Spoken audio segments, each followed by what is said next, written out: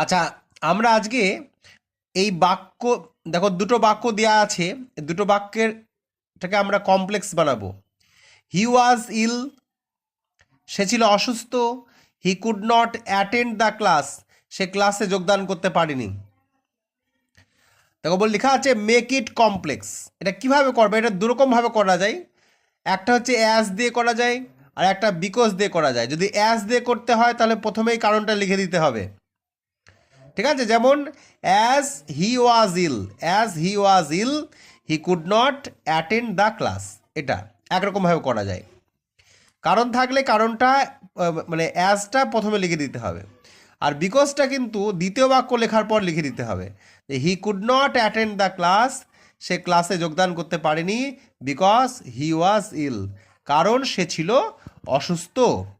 তো এই ছিল আজকের মেক ইট কমপ্লেক্স।